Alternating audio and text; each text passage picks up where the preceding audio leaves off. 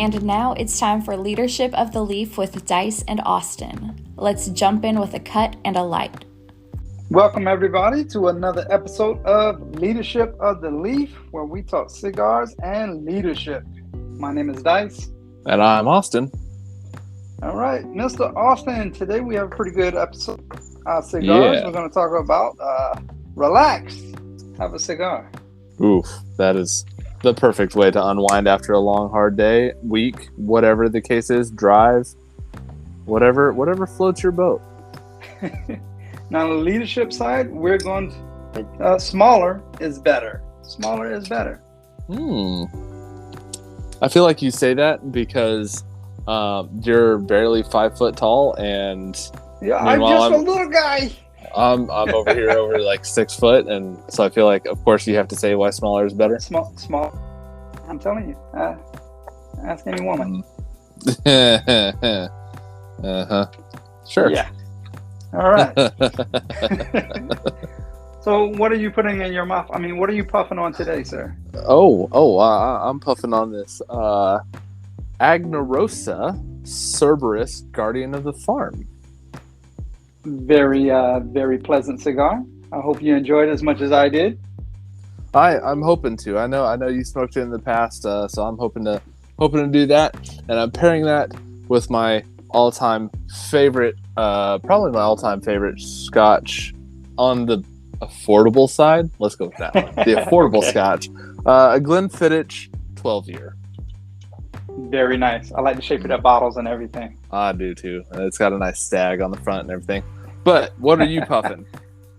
I, sir, am smoking a CAO BX3.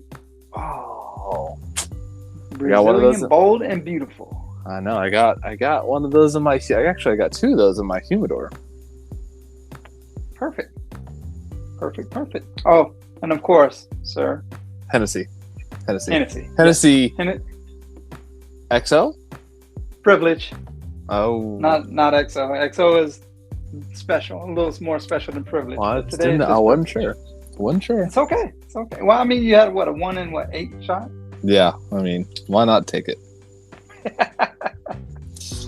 All right, so let's talk. Why do people find cigar smoking rather, relaxing? What do you think? Why do you find it relaxing, Dice? Well, I know for me, when I light up, I toast a foot and I get that little ritual going, and I kind of just shake my cigar over the height of the flame. Mm-hmm. Take my few little beginning puffs. Then that's it. That just means it's time to unwind and relax. And nothing can be said to me, wife. Go away, smoking a cigar. Yeah, I kind of gotta agree with you. You know, there's something about sitting down with a nice glass of scotch or whiskey or bourbon or whatever your drink of choice is, coffee, whatever it is, and lighting the cigar up and just puffing on it, and it's almost forcing you to relax because you got nowhere else to be, got nothing else to do other than sit back and puff on a cigar. That's absolutely correct. Now, of course, with these shows, I did a little bit of research. Oh. So it kind of starts off, we'll put cigar smoking in a spiritual format. Not necessarily saying it's spiritual, but many religions burn incense, myrrh, candles, sage, that create smoke. Yep. And, the smoke is calm and relaxing, as I guess they want you to believe. Yeah. Native Americans, they burn tobacco by smoking it, and they believe it's from the earth, giving it back to the sky, the heavens. So it's kind of like that circle of life for nature. Yeah, there's definitely a spiritual aspect, especially from Native American aspect. They smoked all sorts of tobacco, peyote, and a bunch of other herbs and everything else, and that's they had a very spiritual connection with all of that. But it also increases your mindfulness, the routine. We talked about it, lighting it up, being fully aware of that lit foot, and puffing on it and just getting those first flavor notes and trying to taste it and just rolling that smoke through and just relaxing. It kind of forces you to take away from that daily hustle and bustle kind of experience and just put you in a little bit of ease. Yeah, like you're in a recliner and nothing in the world can bother you right now. Yeah. And there's also like a boss aspect of it. Even with a budget stick, you have that luxurious experience. Yeah. Every man from every walk of life can enjoy a cigar, whether you buy a Davidoff or a Cuban that's $60, $90. So if you get like a budget stick Charter Oak, that's like around $5 or $6. Yeah. Every walks of life enjoys these things. Well, and to anybody who's outside of the cigar community and doesn't know anything, they don't know how much your cigar costs. They have no idea exactly what you paid for it. It could be the $1.50, box of factory smokes or something like that. Where you're paying $1.50 a stick or whatever, and they have no idea. All they see is cigars, and normally what we've been raised on is cigars are for the rich, the wealthy, the luxurious. You always see, I think Michael Jordan puffing on a cigar constantly. You always see the athletes after they win a championship puffing on a cigar. You got that big. I always imagine when I think of cigars, I imagine a really like a big Texan, like a big Tex kind of guy, with a cowboy hat and a big old cigar in his mouth, like a fucking fat Gordo or something. And just, well, hey, son, pulling up in his like Rolls Royce with the cattle horns on the hood and something like that. That's what I always imagine. Well, what we're going to go, there's like 5 that I kind of clued in on, 5 possible reasons or whatever. Okay. We'll just go through them, but everybody has their own reason, their own recollection of smoking and relaxing and kicking back. It definitely like ties everyone together, because if you smoke a cigar, you're instantly part of the brotherhood of the leaf and sisterhood of the leaf. Yep. And at some point in time, you'll become a leader of the leaf. Yeah. Huh. It's weird. It's like you tied that in somehow. Shameless plug. Well, it happens, Yeah. But yeah, cigars, they take anywhere between 30 minutes to 2 hours to smoke. Now, when I think of 30-minute type cigars, I'm thinking like cigarillos, in all honesty. Petite Coronas and stuff like that. Because if you're smoking like a Toro or a Robusto in 30 minutes, you're going to get sick unless you're a very experienced cigar smoker. But that's time is used as downtime. It's what cigar smoke is to us is another person's reading a book, drinking a glass of wine, sipping a cup of tea out in a hammock, whatever the case is. It's time away from chaos, whatever your schedule is, the kids, mom, dad, whatever, and you just put your feet up in an armchair, out in a hammock, whatever, and just relax. Enjoy your favorite glass of whatever it be. Cognac for some. Yay! Bourbon, whiskey, scotch for others. Some people want to pair rum, vodka, tequila even. Hey, no judgment. No judgment. We've gone through all of it. I think we've talked about almost every spirit there is on this show. Yeah. I think I've probably paired a lot of it with there. You not so much, good sir. I do know when I come home and the wife knows it's been a rough week. She's like, "So you going out tonight? you gonna have a cigar?" And she knows like that's going to be my end all be all for that hellacious work week. Yeah. And that's the thing is, it's just one of those things. You just I don't have to worry about anything. Don't talk to me. Don't come looking for me. Don't ask me no damn questions. Because I ain't got time. All right. So many cigar smokers will choose to enjoy their favorite cigar during rare moments of rest. There's nothing quite like returning home from an exhausting day of work, indulging in just a little something special. And that's exactly how I described it after having a hellacious work. Yep. Just come home, and I know I have that cigar waiting for me. Maybe I'm gonna have a cold beer. More than likely not. More than likely, a Hennessy glass of Hennessy with my ice spears in it, and just unwind. Well, you know, there's guys that go to the bar at 5 for happy hour, and they go and they drink a couple pints of beer, and that's how they unwind, and then they come home to the wife and kids, and they start their weekend. Other people say, no, that's not for me. I'd rather go sit out on the back patio under a nice sky and just smoke a cigar and just be for a little bit. Almost routine based. Yeah. Almost. You know, medically speaking, we've talked about this in a previous episode, though. You know, the cigar smoke supplies the body with some nicotine, which is a chemical relaxant. You know, you can become dependent on it, but the average cigar only contains about 100 to 200 milligrams of nicotine, compared with 10 milligrams per average cigarette. So you'd have to smoke 10 to 20 cigarettes to get the average nicotine level of one cigar. Now, granted, cigarettes take you 5 minutes to smoke, 3 minutes to smoke. A cigar is going to take you an hour. 45. I automatically assume an hour for each cigar. An hour to an hour and a half for me. I'm a slower smoker. You are a faster smoker than I am. I am. I puff more. I do remember.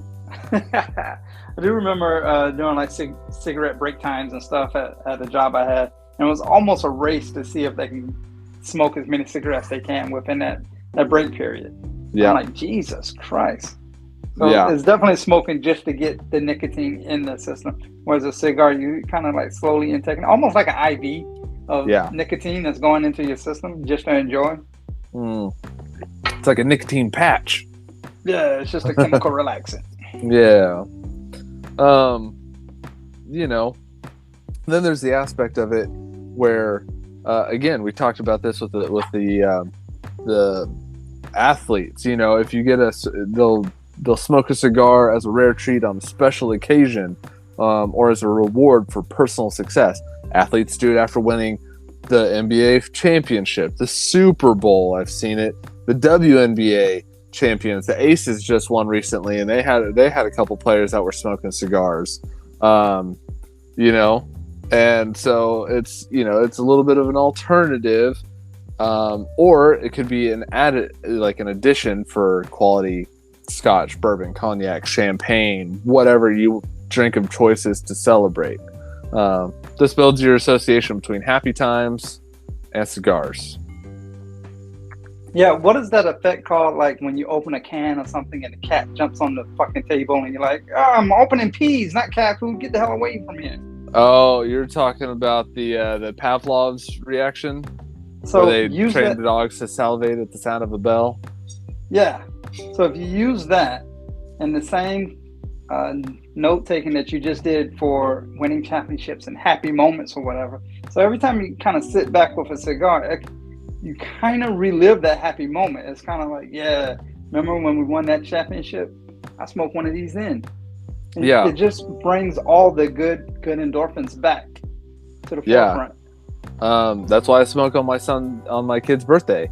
You know, I smoke on my kid's birthday to sit there and relive. Like, yes, it was a stressful time. Yes, it was not fun to be in the hospital, but the joy of seeing my child enter this world, you know, it's nice to have that association.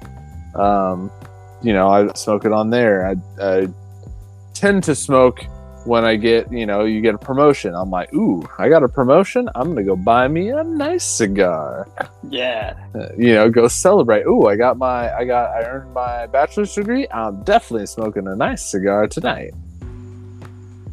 Well, that's great, because it's kind of like rewarding yourself, small trophies, just for achieving life. Yeah, for succeeding in this bullshit we call life. Well, I mean, nobody gets a speeding ticket and be like, well, guess I'm only smoking a crappy cigar tonight. No, that doesn't happen. No, they'll be like, I gotta smoke a good cigar so that way I can remember the good times, and I could calm down from this bullshit of that cop and the speed trap, that motherfucking pig. Yeah, he knew what was up. He knows what's going down. Yeah. You and your nice into your first third? I can talk about it. How about you? I see you puffing. What you get? Pepper. A little bit of white pepper. But like a truffle and a white pepper almost. Oh. It's interesting. All right. I can dig that. How's your burn line? Because I remember mine was like on point. It's I mean, it's not too bad. It's definitely not as. I've seen some more razor sharp than that. Yeah, it's not bad. It's definitely not as razor sharp as I would have liked to have seen it, but it's definitely not a bad one. This I don't know if people know, but this CAO BX3, it has like 3 different Brazilian leaves in it. But the filler is like 4 different leaves. It's like Honduran, Nicaraguan, Mexican, and Brazil in the filler. Ooh. But the binder and the wrapper are Brazilian also. Different types of Brazilian. So yeah, I learned something new smoking this because I thought there was only 1, but apparently there's at least 3. Huh, nice.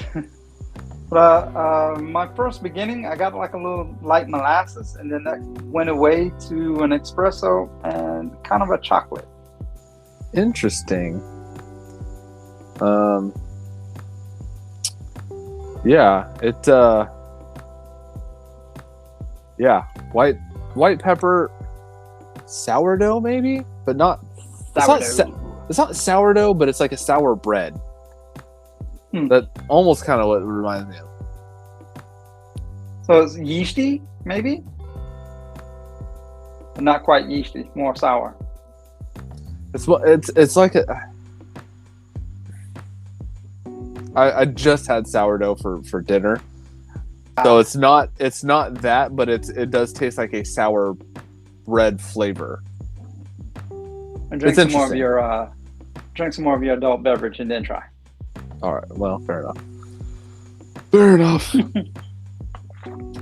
Because maybe that'll squish out some of your palate, and then maybe it'll clue you in a little better. Possibility. Possibly, but it's very good. Very good. Still kind of getting a little bit of a truffle type taste.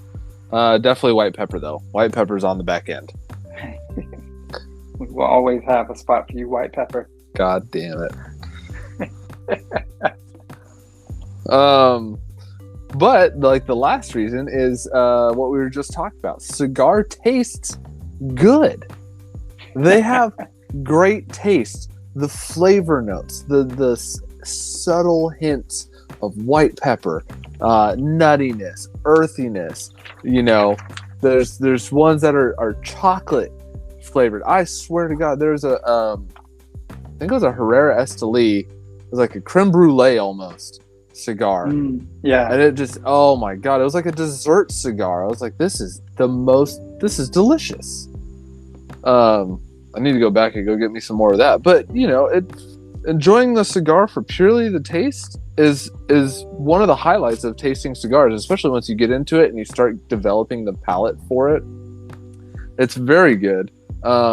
You know, you get that coffee, the wine, you know, you can taste the different little subtle notes between the coffee. Hey, you know, you always hear those the sommeliers. That's what I was going to say. I was going to say wine connoisseur. Oh, this one tastes of earth and, you know, you get the tart grape that was pulled off the vine just a touch too soon. And you're like, what the fuck are you talking about? But after a while, you start getting those flavor notes, and you're like, "Oh, okay, this is what I'm picking up. All right, yeah, now I get that." And you know, you bounce ideas off of each other. Yeah, I remember like one of the first times I was at a cigar lounge, and some people was talking about the flavors and stuff like that. Like, you guys are fucking nuts. And then, you know, you get in that meditative state when you're kind of smoking by yourself, just kind of really cleanse your mind of all the hectic crap that's going on. Then you sit back and you can start pulling some of the subtle flavors out of it. You're like, wait a minute. I just tasted nutmeg. I'm sure I just tasted nutmeg. And then it's like that aha moment of like, aha, yes, I get what they're talking about now. Now I want to smoke all of the cigars to get all of the flavors. Yeah, Alec Bradley Magic Toast. I taste cinnamon. Yeah. You know, you get a cinnamon bread kind of cinnamon toast crunch type flavor, and it's good. I like the Magic Toast. They're delicious. Sweet Fat Bottom Betty's, Crazy Alice. You know, all the Deadwood, the sweet bitches, the 3 sweet bitches from Deadwood Tobacco. Those are, you know, I mean, granted they have sweet caps, but even if you took away the sweet cap, you'd still have a very flavorful, sweet, almost dessert cigar. Yeah. So, was it Al the Soul? I think it's an infused cigar, though. It actually 100% coffee creamer. Sweet coffee creamer. Yeah. Like, oh, if you can't get that flavor, nope, then something's wrong. I smoked an acid blondie, and I just didn't understand what was good about it. The M by Macanudo, they have a Java flavor that just... Oh my gosh, it pairs so amazing. Good with a cup of coffee. I get that it's an infused cigar, and I don't really normally like cigars, but something about that one in the morning with a nice hot like thing of coffee just starts my mornings off the right way. But you know, I mean, this is not an inclusive list by any means. This is not a comprehensive list. Yeah. Yeah, I really encourage everyone, like, if you have a different reason why that cigars are relaxing to you, that's different than whatever we said here, by all means, go to the Instagrams, go to the emails or whatever, and just let us know. You can go to our Instagram, Leadership of the Leaf, or you can go to our website, and our link's in the bio of Instagram, and just email and say, hey, I smoke cigars because they're relaxing for this reason. Yeah. Many people have way different reasons to why they smoke a cigar, because it's relaxing. Absolutely. I remember I went up to Alabama and I went to a cigar lounge, and I posted this on Instagram about the trip that I went up there, and I tagged the shop, and it was great and it was fun. But a guy came in. He was an older gentleman, and I could see that he just kind of was frazzled. He'd had a long week. I never asked him what he did for business, but I remember his hair was perfectly combed. His hair was perfectly combed over, and he walked in looking like a businessman, and he picked up 2 cigars. I want to say one was a Plasencia, and I don't remember what the other one was. He sucked those down in less time than it took me to suck one down. And next thing I knew, I looked over, and his hair is spiked up because he kept running his hands through his hair on his head, and he just looked so much different, so much more relaxed, and just after smoking those 2 cigars. And I was like, dude, I don't know, he was nicotine buzzed for sure, but he was relaxed as all get out. Came in uptight and left relaxed. Oh yeah, I was like, man. And it was like they were like, hey, we're about to close. You got an hour. We're about to close in like an hour. I'm just giving you a heads up. And he's like, that's fine. He's like, I'll just go in the humidor, and if you guys got drinks, and they had a full bar, and it was great. And I was sitting there talking to him and the guy smoking. We were having a great conversation. It was super fun. I never met any of those guys before, but I just remember the dude was like super uptight. And then next thing I know, he was quiet until about halfway to 3/4 through the first one, and then he just jumped in the conversation and just went poof. And it was cool because he had a lot of great stories to sit there and tell. We were all laughing and joking and having a good time, and I was like, this is what this is about. This is what cigar smoking is about.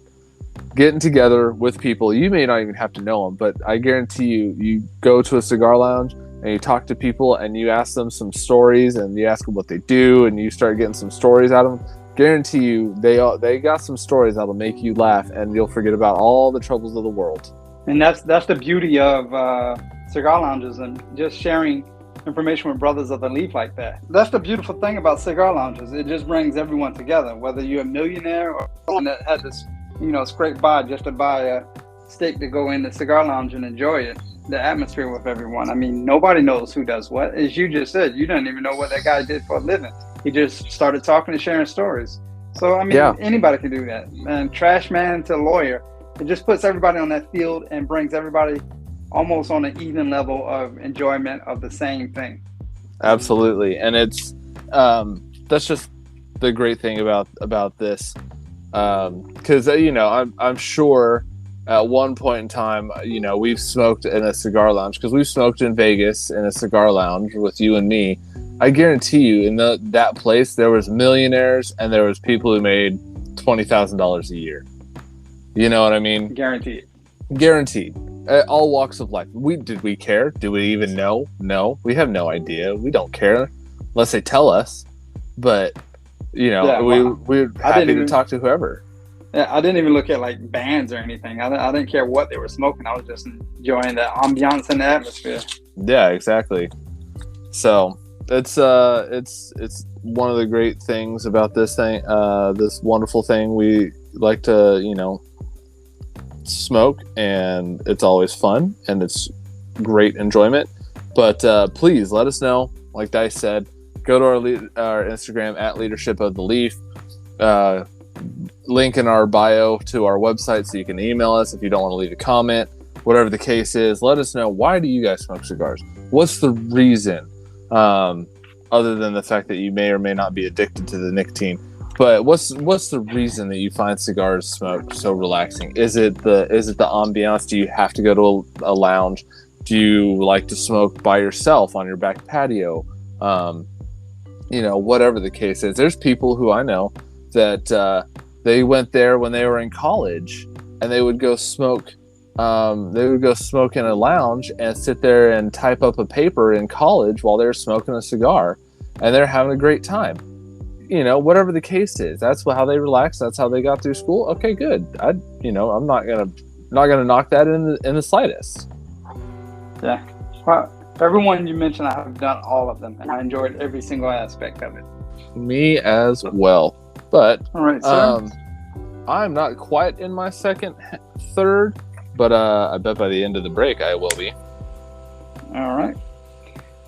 Well, we'll talk leadership, because smaller is better. Right after this break. Be right.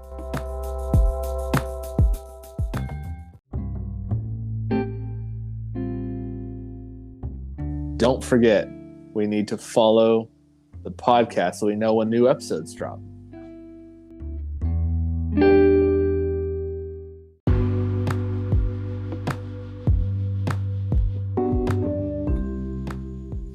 And welcome back to Leadership of the Leaf. Prior to the break, we were talking about why we find cigars relaxing, whether it's a meditative state, whether it's pure taste, celebratory moments, whatever it is, the ritualistic aspect of it for you, whatever it is, why we find it relaxing. But now we're going to transition. We're going to get into the leadership of why Dice thinks smaller is better.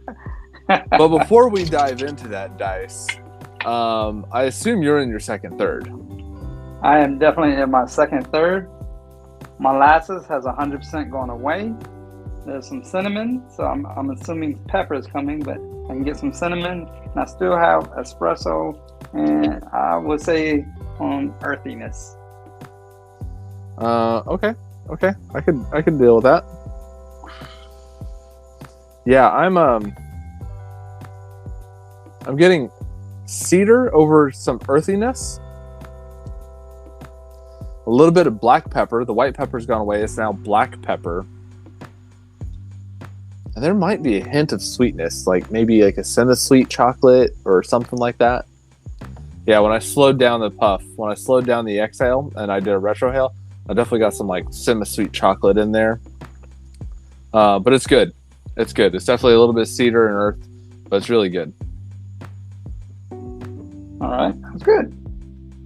All right. So, smaller is better. Smaller is better. Allow me to elaborate. It's not the size of the boat, it's the motion of the ocean. You want to break your large goals down into small. You don't want to focus on the picture. Oh, we're talking about this type. Yeah. I know what we're talking about. I read everything. Yeah. I find this a lot with I feel like it's a little bit of the younger generation. My wife goes through this a lot, especially when she does something that she doesn't like writing a paper for school or something. She freaks out and has like a panic attack because she it's got to be perfect the first time. And I always tell her, no, that's not the case. Break it down. Do your intro. Reword your intro into your conclusion. Then start doing your main points. And then just, do a paragraph at a time. And then, after you kind of get all of that stuff situated, then go back through and edit it and rearrange and do whatever and make the flow how you want it. And then finally go through your grammatical stuff. But that's breaking down the large goal of the paper, however large that paper is, into smaller goals. I wrote the intro paragraph, I wrote the conclusion paragraph. Cool. Then I wrote my first main point. Then I wrote my second main point. Then I worried about my third main point. Then I worried about the flow of the paper. Then I worried about the grammatical stuff at the end. And so then all those little small things I'd tell her, I'm like, take a break, go eat some food, have some popcorn, watch an episode of your favorite show. For her, it's like Grey's Anatomy or whatever, something like that, and break it down, and you don't have these. That way, you don't have these big old panic attacks. I know for me, when I was doing schoolwork and I had a big paper to write, and I would just focus on writing the whole paper, and that just caused me to procrastinate. I would click on a web link and start looking at Instagram or something, and I'm like, oh, wait, I got to write this paper. And then I just never started anywhere. And then the night before I was supposed to turn it in, I'm like, I got to write, got to go, got to get it. And then now my paper kind of looks like poop. Yeah, I saw a bunch of tickety talks. And it was like this body talking to his brain, and it's like, all right, brain, we have the plan. And it's like, yes, we have the plan. Now all that's left is to do the plan. Yes, do the plan. And he's like, but I don't want to do the plan. He's like, or we could watch YouTube instead. He's like, let's do that, and procrastinate to the last second. Yes. But I would do the same thing. I would get into researching my paper, and I'd pull up a bunch of different tabs. And then next thing I knew, I was off in Squirrel Land looking at like the NFL or the NBA, and I'm like, yeah, how did he make that dunk? Like, what is that? Or how did he, man, that was a crazy catch. Like, how did he do that? And then I'm like, wait a minute, I'm supposed to be writing a paper over ethics. Like, holy cow. Like, this has nothing to do with what I'm writing about. And so, I have to come back, and I'm like, I got to stop procrastinating. I just got to get this paper done. But I get a little bit of I get anxious when I have something on my plate, something big on my plate. I want to just get it done immediately so I can get off my plate so I can go on to my next project.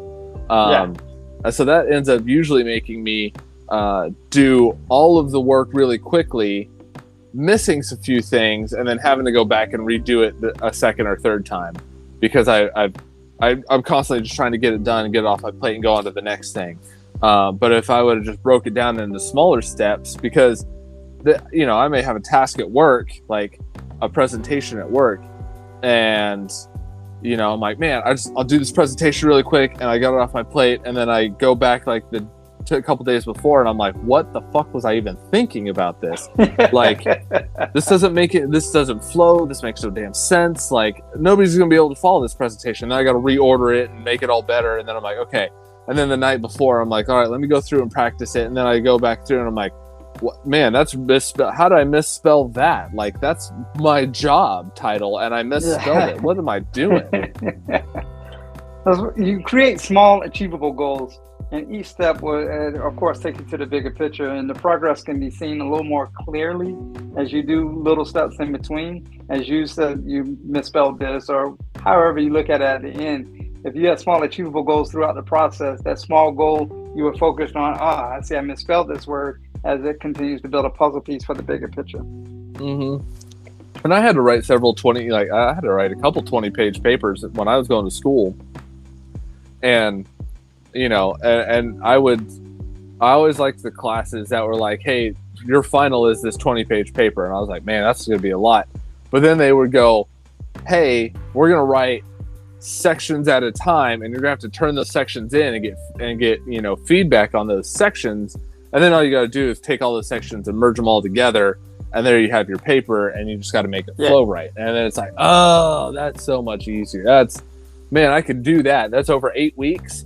I got 9 weeks. I got a 20-page paper in 9 weeks. I could deal with that. Like as a page a day or whatever the case is. I could knock that out. Yeah. And then of course, once I accomplish one of those small goals, I always want to reward myself, whether that is, taking a break and smoking a cigar. Hey, I got that done. I'm going to take a break and I'm going to go eat some food and have a brownie or have like a chocolate bar, or hey, I'm just going to get up and walk around and play with the dog for 20-30 minutes. I'm going to go outside and enjoy the day for a little bit, play with the kid, whatever the case happens to be. I believe this is that's a mindset that a lot of people skip over about rewarding yourself. Even if it's something small, what it does is it encourages you, encourages your brain, your inner self, to help create that motivation. As if I complete this step, I can do such and such. If I complete the other step, then I can do such and such and have a little more, put a cherry on top or whatever. Each little step, you reward yourself. So as you continue to progress, your brain is associate finishing each step with some kind of reward process. Kind of like training a dog. You tell him to sit, he sits, you give him a marshmallow. Whatever you give your dog, I don't know. Training you give your dog treat. Marshmallows? No. Why not? Straight sugar? No, I'm good. I'll give him a little training treat. Good boy. Yeah, it's funny because I'm kind of going through that with my wife right now. She's having a little bit of a she's worried about a large picture, a large problem, and the problem is that I'm having to move. I'm having to move for my job, and so she's worried about how are we going to pack up this house. How are we going to get everything done? How are we going to get both cars, the kid and the dog, to our new house? What house are we going to have when we get there? Are we going to have a house when we get there? What are we going to do? How are we going to find this place to live? How are we going to buy a house? Are we going to do that? And she's going through everything in her head, and I don't blame her. It's a lot, but I told her, I said, we got to just focus one step at a time, and let's figure out where we're going to live. Okay, she's like, well, how are we going to do that? Well, I'm going to look at schools in the area, and I'm going to find, the best school for our kid, and I'm going to look in that area, and I'm going to use resources that I have to look at that stuff, and that's how I'm going to break down this giant search area to a smaller area. And now that I've found this smaller area, I'm going to take a break. I'm going to take a break. I'm going to do something else. Even if I'm rewarding myself by sweeping the house. It's a menial task. It takes my mind off of this giant, large problem and allows my subconscious to kind of work on that problem for me. And then maybe I think of a few things that I wasn't thinking of beforehand. Correct. And that what you just mentioned leads on to the next one, is don't pressure yourself. What she's doing is she's creating this pressure for herself of a bigger picture that she really can't even see the whole picture yet. She doesn't even know how big the picture is. So she's already putting this extreme amount of pressure on something she can't even really see the big picture of yet. Yeah. You only know that it's coming. Yeah. And then there's the aspect of, am I getting a pay raise? Am I taking a pay cut to go here? Am I going to have a higher mortgage? Am I going to have a lower? What is the case? How long am I going to stay there? Blah, blah, blah, blah, blah. And so she's putting all this stuff. So I'm telling her, like, look, the end is all the way over here. We have months to knock all this stuff out. Let's, we can get a preliminary rough sketched out plan. And then let's take the time and focus on small steps after this rough sketched out plan. Let's take the time and focus on those small steps and just worry about the small stuff as we go down the road, as we come a little bit closer, and we'll get this all squared away. It's not that big of a deal. But then we can also be a little bit more flexible, because maybe you find out like, hey, this portion, I don't even know the whole. I know I'm gonna have to give a presentation. Okay, cool. Presentation, got it. PowerPoint, whatever presentation tool. There was another presentation tool I used. All right, go to that. All right, how long does it need to be? Okay, I know roughly amount of the slides. I know how much I'm going to have to do, and start kind of sketching it out. Maybe you don't even know, your boss hadn't even told you, hey, we need you to focus on this aspect of your presentation. Like, your presentation's over this aspect. You know, it's and so you're sitting there worrying about somebody else's portion of the presentation, and you're freaking out about it, and you're like, oh, I don't. And then it turns out, you know, a month down the road, and they come to you, and you're like, hey, you don't have to worry about that. Like, that's not even on your radar. You're like, oh, Yeah. oh, well, that just takes that weight off my shoulder. Like, I was freaking out. Like, I had this whole thing. Like, well, you can send that to so and so, and they'll take it from there. Like, I'm okay, sure. But man, this makes it a lot easier. You know, you don't pressure yourself. You have the time limit. Take the time. Do it right. You know, be flexible. And if you're kind of flexible and you're easy on yourself, you're not just pressuring yourself, you won't be as stressed, and you can celebrate your small wins. And that also helps avoid that potential feeling of failure if you don't quite make a small win, or your deadline is so strict that you thought it was so strict, but it's actually more flexible than you thought. So you kind of don't set yourself up for failure, and you won't have that feeling of failure. You just remain flexible, and not such a way that you can't even celebrate a small win. With celebrating small wins like that, you also want to track your progress. Writing down and tracking your progress, how far you've come along, to show you how much you have achieved towards your goal. You know, I equate this to those like fundraiser things where they have the big thermometer thing, and it's like, we're trying to make $1,000, and then they got the 10, 20, 30, all the way up, and then the needle was bust open because they surpassed their goal by a lot. So that's how I look at tracking your progress. You want to see your end result for the big picture. Yeah. There's, for me, I'm a checklist guy. Yeah. I like having a checklist. So if I write everything, like if I go down in a checklist and I sit there and I'm like, hey, here's my rough checklist, and I just start checking things. Well, okay, this is done. This is done. This is done. Oh, I don't even need to worry about that. Line that through. Check.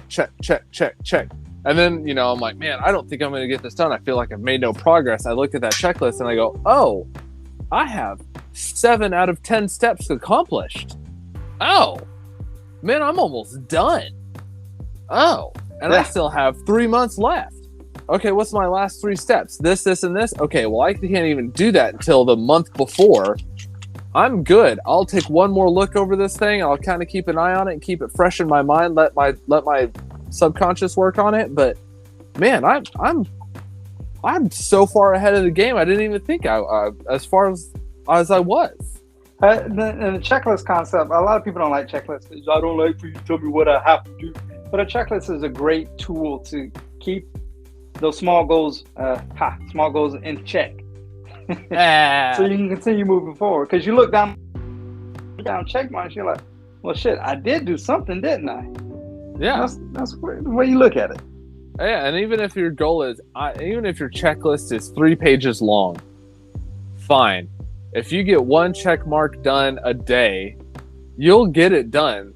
It's always I don't even remember the journey of 10,000 miles starts with a single step.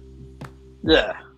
It all is just another step, 1 more step forward. As long as you're not taking a step backwards, you're going forward. You're trudging through. It's how people get things done. It's how companies get things done. If you look at anybody from Elon Musk to the generals who conduct war, they have campaign goals. They have quarterly goals of how they're going to get this stuff done, and those quarters are broken up into months. Hey, we got this one. Okay, all right, now we're on track for this one and this one and this one, and we can do this and this and this, and they'll eventually, next thing you know, they're right on schedule or ahead of schedule even, and they're like, man, we're doing good. Yeah. Well, you use the step reference, which is perfect because it changes your perspective. If you look at the 10,000 miles or steps or whatever that you have to take as a whole, that's going to be a daunting task. Like, oh my God, like I got to climb this high ass mountain to make it. But if you take one step at a time and enjoy your journey through each step, it's going to make the end goal that much better, that much greater. Yeah. It's going to be something you achieve with each progress that you have taken. Yeah.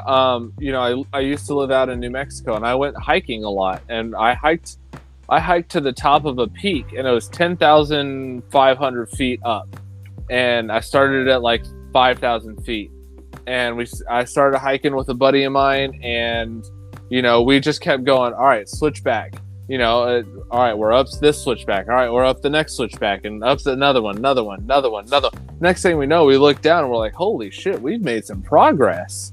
And, we look up and we're like, oh, that top still seems like it was just as far as it was, but we're making some progress. So, because you look down and you go, I made some progress, but it helps us kind of keep that whole goal into perspective and say, man, I feel good because we got another one done. We got another little tiny goal accomplished. We made it another mile, or hey, I made it another quarter mile, and hey, I need to take a break. All right, cool. Let's take a break because we've gone 2 miles. All right, let's take a 20-minute breather, and just enjoy where we've come from. Yeah, I could imagine like each little up, you would look at the view. But look at this view. And you make it up a little higher, and you're like, look at this view. Now, I guarantee by the time you made it to the top, you'll, damn, look at this view. Much better. Yeah, and I remember the top, when we got to the top, and it was the last mile, and the last mile was this hike around the rim to get to there was a tram that ran to the top and the bottom. And we got to the top, and we said, and the last like mile or so, 3/4 of a mile, was just a hike around the top of the mountain to get to the tram itself. We looked down at below us, and we were like, this right here is what we came up here for. This view is nothing short of immaculate.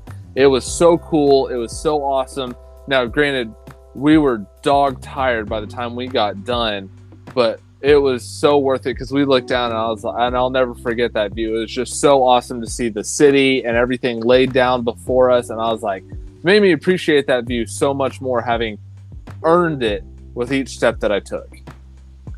Right. So essentially the small steps that you take, the small wins that you achieve along the way is a key to what motivates you while you're pursuing your major goal. So with each switchback, it was a small for each key for the main goal from the top. So I mean, essentially, just smaller is better. In this instance, I'll give you that one. But yeah, any measurable headway, has a correlation with a larger goal that you set. Everybody wants to sit there, even if you're a college student. Hey, each class that you complete is another goal, another step towards your goal of getting a degree. Each job raise that you get helps you get to, your goal of eventually becoming top dog, or if you, or whatever your goal is in the company. It just helps you get that little thing, and don't be afraid to sit there and let life kind of lead you. Don't turn down opportunities, and don't turn down the opportunities that may lead to something better because you're so focused on this one goal. A detour is not always a bad thing. A detour may help you get somewhere quicker, may give you experience that you wish you would have had if you had stayed on this one path. Maybe this detour would have given you that experience, and you're like, man, I'm so thankful that I took that opportunity at work. I'm so thankful I led that team, and we accomplished that goal. That was so awesome. Now I have that experience, so when I move up to this bigger position, I already know how to kind of run a team. Now I'm up here versus if you would have turned that, I don't care about running a team. Like I get how to run a team. I understand. I've listened to Leadership of the Leaf. I know the tricks of the trade. Got it. There's no replacing experience. That is such a wise statement. Well, just as you were saying about the making headway, and you gave great examples of it. I like to try to break things down to something a little simple. I mean, you did a great job. I want to equate it like as to writing a book, having a discipline of having the small wins. I equate it to like writing a book. So, of course, when you're writing a book, you got to start with writing a page. The page is equal to a small discipline. So as you continue, keep writing page after page after page, your consistency will over time become a chapter. So after over time, a small discipline with your consistency, you're going to continue to write chapter after chapter, which the chapter will be your small goal, which is an incremental, measurable process of getting a book written. So the discipline and the consistency leads to the larger goal of writing the book with wins of incremental chapters until you achieve your goal, bigger goal of writing a whole book as a concept. Yeah. That was a mouthful. Right. No, I mean, I totally understand what you're saying, because it's, if I've set out to write a book, let's just S&Gs, I'm writing a cigar book or a leadership book. I'm going to sit there, and my first thought is I want to get a table of, I want to get a rough table of contents. But then my first set is in the beginning, blah, blah, blah, blah, blah. I got to start somewhere. I got to, what is this? I'm going to start with a large concept, and I like to draw it down to smaller things, so it's definitely something that everyone can get done. It's just a matter of time. The small disciplines over time with the consistency, with positive feedback along the way, of course, and small goals, small wins, and celebrating those small wins. Eventually, you're going to achieve the bigger picture in the long run. Now, at a certain point, you're going to come to a crossroads to where your team is going to the bigger picture. And then it's just going to equate to a larger goal, a larger win for the whole crew.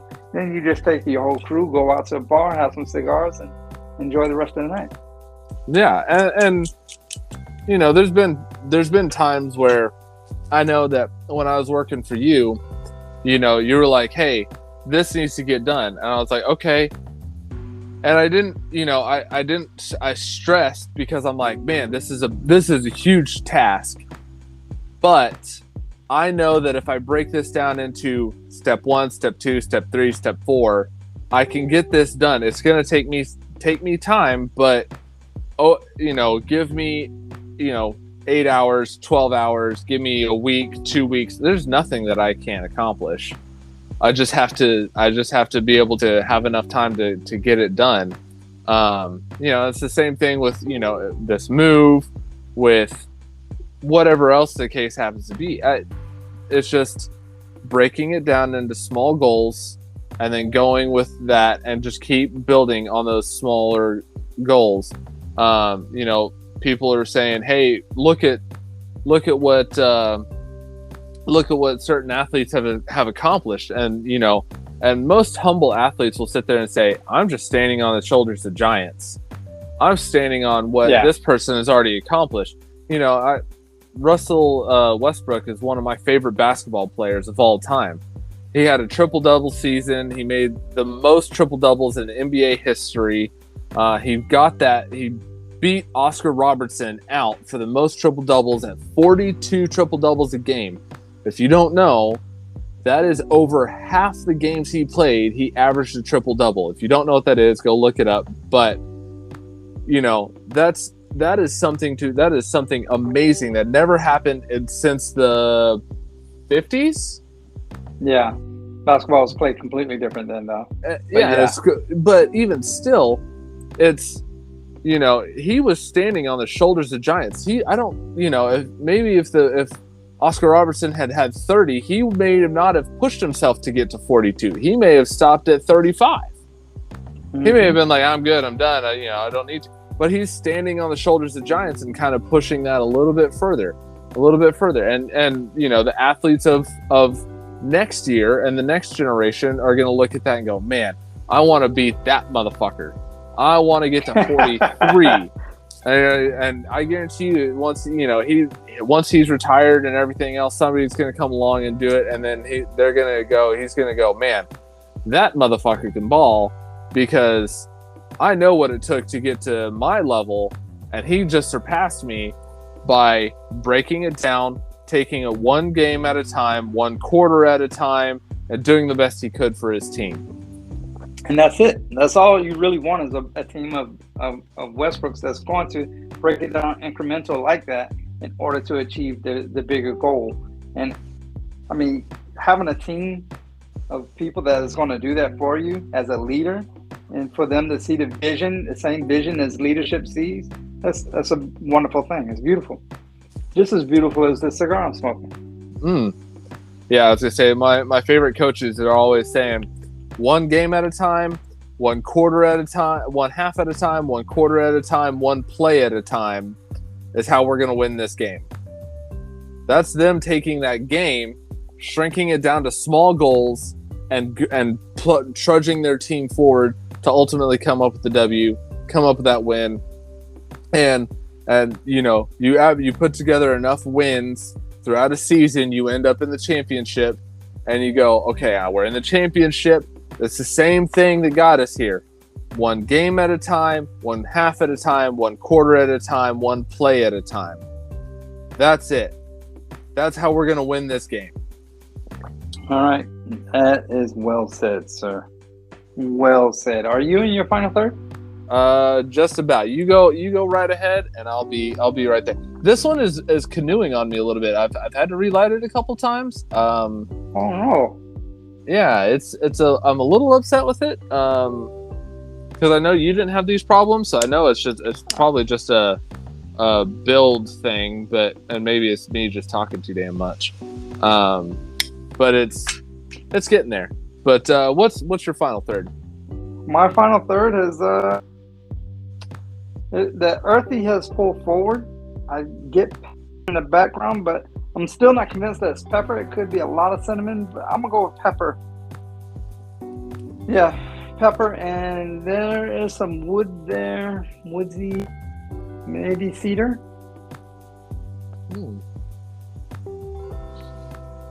Yeah, this final third is cinnamon, pepper. Okay. This is finished into cedar. I taste cedar, with pepper on the back end, and a little bit of leather, cedar, leather, and then a back finish of pepper. Okay. Would you buy that cigar again? As of right now, yes. Anybody who's listening to the show knows that I'm not a huge cedar fan, but this is it's not bad. The cedar's not overwhelmingly. It's not like the Cedrus. By Southern Draw, I think that's Southern Draw, right? Yeah. Where it's just punch you in the face with cedar. This is a cedar leather mixture, and then a little bit of black pepper on the end. It's good. It's really good. Complex. The burn has been good. The draw has been good. It hadn't been too tight. It's been a nice amount of smoke to where I'm not just pouring out smoke constantly, and it's very, very, very enjoyable. All right. I would say this bold X3 or BX3 is definitely, it's a medium. It's a bold medium. So I wouldn't say it's full, but you can definitely that's medium, baby. I would say at least a 5-pack. And if you really enjoy it, I would get a box, but I would definitely recommend a 5-pack. And it's the B3X, right? What did I say? BX3? Yeah. Yeah, it's BX3. BX3. Okay. That's the one that Opus X may be trying to stop. Yeah, and I'm looking at the band now, and there's no way I think of Opus X looking at this band. Well, so if I remember right, the band is like I say it's black with a bunch of different colors, right? Yeah. Yeah. Whereas like an Opus X is like, yeah. You know what that reminds me of? You know who would have a case? Xbox. Ah. That reminds me more of an Xbox logo than an Opus X, because like Opus X is like gold and red. Was it red? I think. Yeah. But that reminds me more of like an Xbox logo. Yeah. But, I can't. I'm excited to smoke it. I have 2 sitting in the humidor right now, just waiting on me to smoke it, and I'm looking forward to it. All right. Well, I do know Halloween is coming up. I'm looking forward to Asylum. It's supposed to be releasing like a Devil's Night cigar sometime. I don't know if I'm gonna get my hands on it or not, but I'm gonna try because it's always a limited run. So hopefully November 1st, I will have that. That would be. I mean, I'll see if I can't get my hands on 1 or 2, and then that would be a very good cigar to try, especially around Halloween. And you know, holidays are always fun to smoke. I went up and saw my father right around Thanksgiving, I think last year, right after COVID. No, it was right after COVID. So it's Thanksgiving of 2020. And I remember I grabbed a cigar. I grabbed a couple cigars and I pulled them out onto his back patio and I said, "Let's just sit down and smoke, Dad." And man, that was some of the best conversation I think I've ever had with my dad. And it's just one of those things where like now I look forward to going up there even more and being like, "Hey, I brought you something. Let's smoke this." And me and him and his wife and my wife all sat together around a fire pit and we just laughed and played and had fun and joked, and it was a great old time. And I was like, man, this is what cigar smoking is.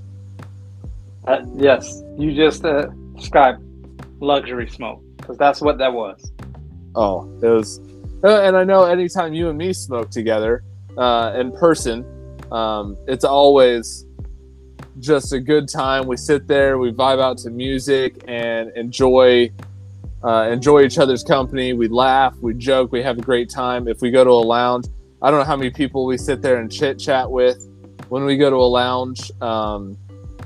But it's definitely one of those things where, you know, we've met some people that I was like, man, I would have never pegged this person as, you know, a leader of this or anything like that, or he does this or he does that, and we find out some stuff, and we even got offered jobs at one point from a guy that we were smoking with. If you remember that was funny. I was like, yeah, you're offering us job based on us smoking cigars together? I like this. I might like your company. We'll see.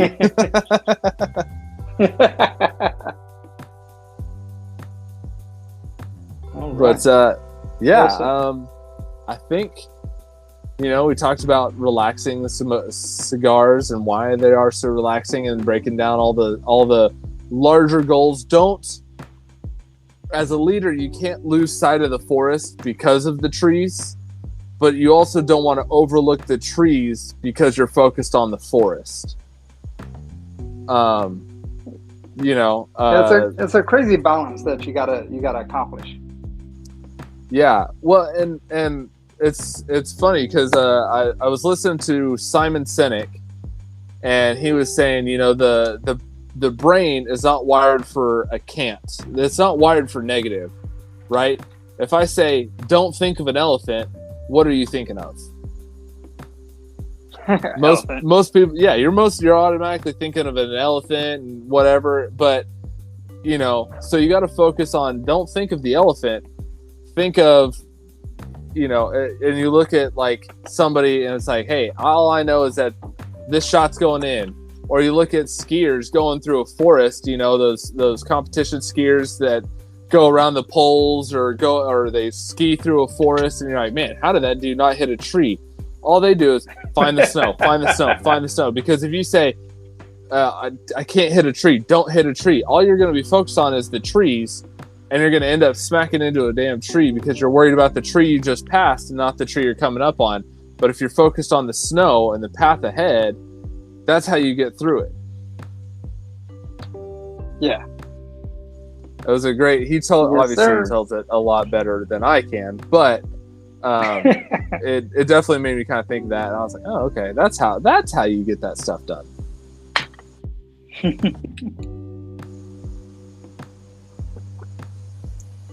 All right, sir. We have recap, we have smoke, and my name is Dice. And I'm Austin, and we will catch you guys on the next one.